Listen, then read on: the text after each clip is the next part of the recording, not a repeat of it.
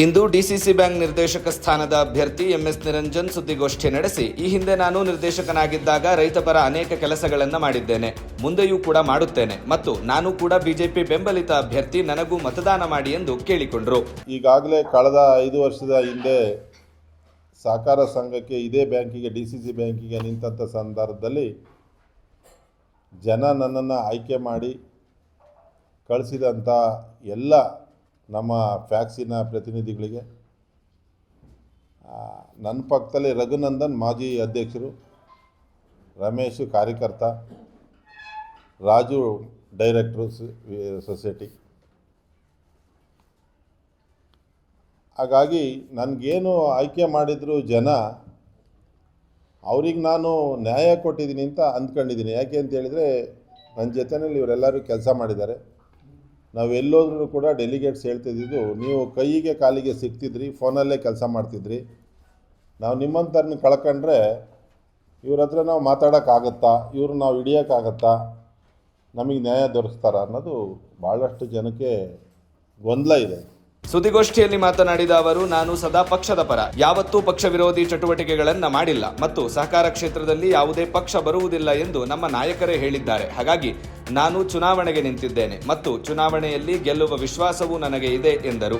ನನ್ನ ಸರ್ವಿಸಿಗೆ ಮತ್ತೆ ಇವತ್ತಿನ ನಿಮ್ಮ ಓಟಿಗೆ ಏನಾದ್ರು ಗೌರವ ಸಿಕ್ಕಿತೆ ಅಂತ ಹೇಳಿದರೆ, ನಿಮ್ಮ ಗುಡ್ಗಾಡನ್ನೆಲ್ಲ ತಿರುಗ್ತಾ ಇದ್ದಾರೆ ಅಂತ ಹೇಳಿದರೆ ನಾನು ನಿಂತಿದ್ರಿಂದ, ಇಲ್ಲಾಂದರೆ ನಿಮ್ಮನ್ನು ಯಾರನ್ನೂ ಬಂದು ಮಾತಾಡಿಸ್ತಿರ್ಲಿಲ್ಲ. ಅವ್ರು ಯಾರೂ ಕೂಡ ನಿಮ್ಮ ಮನೆಯೂ ಬರ್ತಿರಲಿಲ್ಲ, ನಿಮ್ಮನ್ನು ಪರಿಚಯನೂ ಮಾಡ್ಕೊಳ್ತಿರ್ಲಿಲ್ಲ. ನೀವು ಒಂದು ಗೌರವ, ನಿಮ್ಮ ಓಟಿನ ಗೌರವಕ್ಕೆ ಒಂದು ಗೌರವ ಕೊಡಿ, ನನ್ನನ್ನು ಚುನಾಯಿತನಾಗಿ ಮಾಡಬೇಕು ಅಂತೇಳಿ ಅವ್ರ ಹತ್ರ ಎಲ್ಲ ವಿನಂತಿ ಮಾಡ್ಕೊಂಡಿದ್ದೀನಿ. ವಿನಂತಿ ಮಾಡಿಕೊಂಡಂಥ ಸಂದರ್ಭದಲ್ಲಿ ಅವರು ಕೂಡ ಭಾಳಷ್ಟು ವಿಚಾರಗಳನ್ನ ನಮಗೆ ಹೇಳಿದ್ದಾರೆ. ನಮಗೇನೇ ಆಗಲಿ ನಿಮ್ಮನ್ನು ಬಿಟ್ಕೊಡ್ಬೇಕು ಅಂತ ಮನಸ್ಸಿಲ್ಲ, ಕೆಲಸ ಮಾಡಿದ್ದೀರಿ, ಕೆಲಸ ಮಾಡಿದ್ದಕ್ಕೆ ನಾವು ನಿಮಗೆ ಕೃತಜ್ಞತೆಗಳನ್ನ ಸಲ್ಲಿಸ್ತೀವಿ, ನೀವು ಬೇಜಾರಾಗಬೇಡಿ, ನಾವು ಎಲ್ಲಿಗೆ ಹೋದ್ರೂ ಕೂಡ ನಿಮಗೊಂದು ಓಟ್ ಹಾಕ್ತೀವಿ ಅನ್ನೋ ಒಂದು ಆಶ್ವಾಸನೆಯನ್ನು ಕೊಟ್ಟಿದ್ದಾರೆ.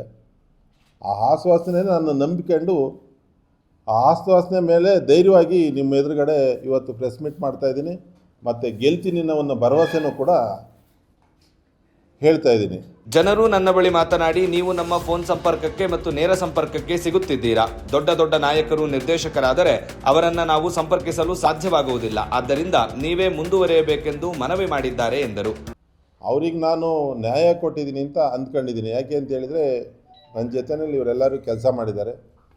ನಾವು ಎಲ್ಲೋದ್ರೂ ಕೂಡ ಡೆಲಿಗೇಟ್ಸ್ ಹೇಳ್ತಿದ್ದು, ನೀವು ಕೈಗೆ ಕಾಲಿಗೆ ಸಿಗ್ತಿದ್ರಿ, ಫೋನಲ್ಲೇ ಕೆಲಸ ಮಾಡ್ತಿದ್ರಿ, ನಾವು ನಿಮ್ಮಂಥರನ್ನ ಕಳ್ಕೊಂಡ್ರೆ ಇವ್ರ ಹತ್ರ ನಾವು ಮಾತಾಡೋಕ್ಕಾಗತ್ತಾ, ಇವ್ರು ನಾವು ಹಿಡಿಯೋಕ್ಕಾಗತ್ತಾ, ನಮಗೆ ನ್ಯಾಯ ದೊರಕಿಸ್ತಾರ ಅನ್ನೋದು ಭಾಳಷ್ಟು ಜನಕ್ಕೆ ಗೊಂದಲ ಇದೆ. ಸುದ್ದಿಗೋಷ್ಠಿಯಲ್ಲಿ ಮಾಜಿ ಅಧ್ಯಕ್ಷ ರಘುನಂದನ್, ನಿರ್ದೇಶಕ ರಾಜು, ಸದಸ್ಯ ರಮೇಶ್ ಇದ್ದರು. 17/1/2026 ನಡೀತಾ ಇರ್ತಕ್ಕಂಥ ಜಿಲ್ಲಾ ಡಿಸಿಸಿ ಬ್ಯಾಂಕಿನ ಎಲೆಕ್ಷನ್ನಿನ ಚಿಕ್ಕಮಗಳೂರು ಸಾಮಾನ್ಯ ಕ್ಷೇತ್ರದಿಂದ ಎಂಎಸ್ ನಿರಂಜನಾದ ನಾನು ಸ್ಪರ್ಧೆ ಮಾಡಿದ್ದೀನಿ. ಈ ಕ್ಷೇತ್ರದಲ್ಲಿ 32 ಫ್ಯಾಕ್ಸ್ಗಳಿದ್ದಾವೆ. ಕಳೆದ 5 ವರ್ಷದಿಂದ ಹಿಂದೆ ನಾನು ಅಧ್ಯಕ್ಷ ಆದಂಥ ಡೈರೆಕ್ಟರ್ ಆದಂಥ ಸಂದರ್ಭದಲ್ಲಿ ಈ 32 ಫ್ಯಾಕ್ಸಿಗಳು ಕೂಡ ನನ್ನ ಕೈಲಾದಷ್ಟು ಸೇವೆಯನ್ನು, ಸಹಕಾರವನ್ನು ಮಾಡಿಕೊಂಡು, ಕೆಲವೊಂದು ಫ್ಯಾಕ್ಸ್ಗಳು ಲಾಸ್ನಲ್ಲಿದ್ದಂಥ ಫ್ಯಾಕ್ಸ್ಗಳನ್ನೂ ಕೂಡ ಪರಿಗಣಿಸಿ ಅವು ಉನ್ನತ ಸ್ಥಾನಕ್ಕೆ ತಂದು ಅವು ಕೂಡ ಇವತ್ತು ಡೆಲಿಗೇಷನ್ನಾಗಿ ಬಂದಿದ್ದಾರೆ. ಕಳೆದ ಬಾರಿ ನಿಮಗೆ ಗೊತ್ತಿರ್ಬೋದು, 5 ಫ್ಯಾಕ್ಸ್ ಬಂದಿರಲ್ಲ, ಅವು ಕೂಡ ಈ ಸತಿ ಓಟಿಗೆ ಬಂದಿದ್ದಾವೆ ಅಂತ ಹೇಳಿದರೆ ಅವರು ಎಲಿಜಿಬಿಲಿಟಿ ಇದ್ದಾರೆ, ವ್ಯವಹಾರ ಸರಿ ಇದೆ ಅಂತ. ಆ ವ್ಯವಹಾರ ಸರಿಯಾಗೋದಕ್ಕೆ ನಮ್ಮ ಸಹಕಾರನೂ ಕೂಡ ಇದೆ. ಅಲ್ಲಿಯ ಸೊಸೈಟಿಯ ಡೈರೆಕ್ಟ್ರು, ಅಧ್ಯಕ್ಷರುಗಳದ್ದು ಸಹಕಾರ ಇದೆ, CEO ಸಹಕಾರ ಇದೆ.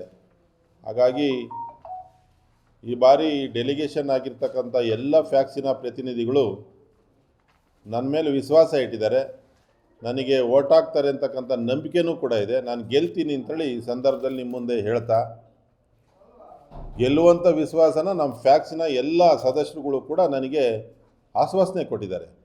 ಬಹುಶಃ ಅವ್ರನ್ನ ಇವತ್ತು ಹೈಜಾಕ್ ಮಾಡಿದ್ದಾರೆ, ಒಂದು ಕಡೆ ಕರ್ಕೊಂಡೋಗಿ ಕೂಡಾಕಿದ್ದಾರೆ, ಪ್ರಮಾಣ ಸತ್ಯ ಎಲ್ಲ ಮಾಡ್ಸೋಕ್ಕೆ ಹೋಗಿದ್ದಾರೆ, ಇನ್ನೇನೇನು ಮಾಡ್ತಾರೆ ಗೊತ್ತಿಲ್ಲ ಇನ್ನೊಂದು ದಿವಸದಲ್ಲಿ.